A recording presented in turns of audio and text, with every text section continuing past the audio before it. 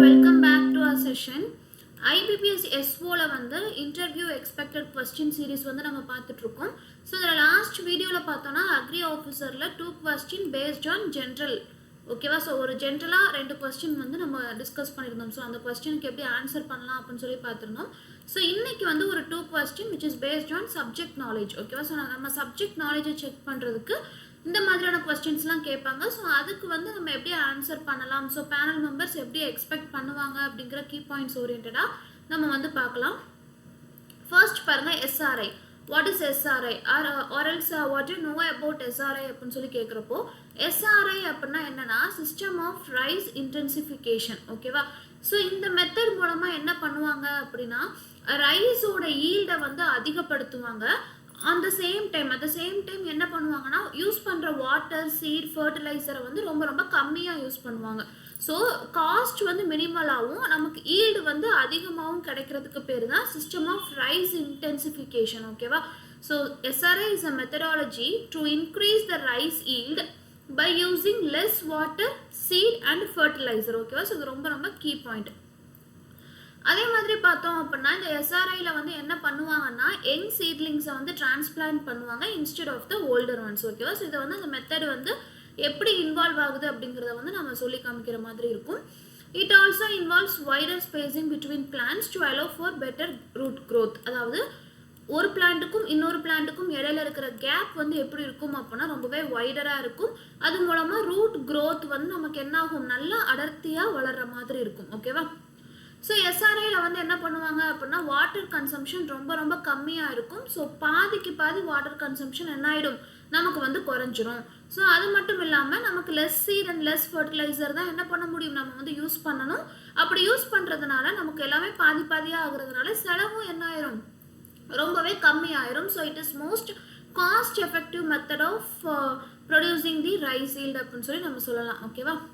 So SRI has been successful in increasing rice yields in many countries including India, Madagascar and Cambodia. So இந்த கண்ட்ரீஸ்லலாம் என்ன பண்ணியிருக்காங்க அப்படின்னா SRI technique மூலமாக rice intensification மூலமாக என்ன பண்ணியிருக்கிறாங்க, ரைஸ் ஈல்டை வந்து அதிகப்படுத்தியிருக்காங்க அப்படின்னு சொல்லி நம்ம வந்து என்ன பண்ணுறோம், அப்படின்னா ஒரு எக்ஸாம்பிள், லைவ் எக்ஸாம்பிளை வந்து என்ன செய்கிறோம், எடுத்து காமிக்கிறப்போ இன்னும் கொஞ்சம் நம்ம சொல்கிற பாயிண்ட்ஸ் வந்து வேலிடாக அங்கே தெரியும். ஓகேவா? ஸோ எஸ்ஆர்ஐ அப்படின்னா என்ன, அதில் என்ன பண்ணுறாங்க, ஸோ அது பண்ணுறது மூலமாக நமக்கு என்ன கிடைக்குது, ஸோ இது காஸ்ட் எஃபெக்டிவ் அப்படின்னு சொல்லி நம்ம எப்படி சொல்கிறோம், அதுக்கு லைவ் எக்ஸாம்பிளாக எந்த கண்ட்ரிஸ் எல்லாம் இருக்குது அப்படிங்கிறத வந்து நம்ம எடுத்து காமிக்கிறோம். ஓகேவா? ஸோ அடுத்து பாருங்கள், what is the purpose of using organic fertiliser or else why do we use organic fertiliser, what is the purpose of using organic fertiliser. So இப்படி கேட்டாங்க அப்படின்னா நம்ம என்ன ஆன்சர் பண்ணலாம் அப்படின்னு சொல்லி பார்க்கலாம். கெமிக்கல் ஃபர்டிலைசர் யூஸ் பண்ணுறதுக்கு பதிலாக நம்ம ஆர்கானிக் ஃபர்டிலைசர் யூஸ் பண்ணுறப்போ சாயிலோட ஹெல்த் வந்து என்ன ஆகும் அப்படின்னா இன்க்ரீஸ் ஆகும். சாயில் ஹெல்த் இன்க்ரீஸ் ஆகுறப்போ நமக்கு நியூட்ரிஷன், சாயிலோட நியூட்ரிஷனும் என்ன ஆகும், பயங்கரமாக ஆட் ஆகும். ஸோ சாயிலுக்கு தேவைப்படுற நியூட்ரிஷனும் என்ன ஆகும் அப்படின்னா இன்க்ரீஸ் ஆகும். அது மட்டும் இல்லாமல் சாயிலோட டெக்ஸ்சரும் என்ன ஆகும் அப்படின்னா இம்ப்ரூவ் ஆகும். ஸோ இதெல்லாம் இம்ப்ரூவ் ஆகுறப்போ அதோடைய வாட்டர் ஸ்டோர் பண்ணி வச்சுக்கிற கெப்பாசிட்டி வந்து என்ன ஆகும் அப்படின்னா ரொம்பவே அதிகமாகும். இது மூலமாக பாக்டீரியல் அண்ட் ஃபங்கல் ஆக்டிவிட்டி வந்து சாயிலில் இன்க்ரீஸ் ஆகும். ஸோ இது எல்லாமே ஈல்டு வந்து நமக்கு அந்த ஒரு பர்டிகுலர் சாயிலோட ஈல்டை வந்து இன்க்ரீஸ் பண்ணுறதுக்கு ரொம்பவே ஹெல்ப்ஃபுல்லாக இருக்கும். அது மட்டும் இல்லாமல் இது பிளான்ஸுக்கு மட்டும் ஹெல்ப்ஃபுல்லாக இல்லாமல் சாயிலுக்கும் எப்படி இருக்கும், ரொம்பவே ஹெல்ப்ஃபுல்லாக இருக்கும். எப்படி சாயிலை வந்து மோர் ஃபர்டிலைஸ்டாக வச்சுக்கிறதுக்கு ஹெல்ப்ஃபுல்லாக இருக்கும். கெமிக்கல் ஃபர்டிலைசர் யூஸ் பண்ணுறதுக்கு பதிலாக ஆர்கானிக் ஃபர்டிலைசர் யூஸ் பண்ணுறது சாயிலோட ஹெல்த்தை இம்ப்ரூவ் பண்ணுறது மட்டும் இல்லாமல் சாயிலில் வந்து நம்பர் ஆஃப் நியூட்ரிஷன்ஸ் வந்து நியூட்ரியன்ஸ் இன்க்ரீஸ் ஆகிறதுக்கு ரொம்பவே ஹெல்ப்ஃபுல்லாக இருக்கும் அப்படின்னு சொல்லி நம்ம சொல்லலாம். ஓகேவா?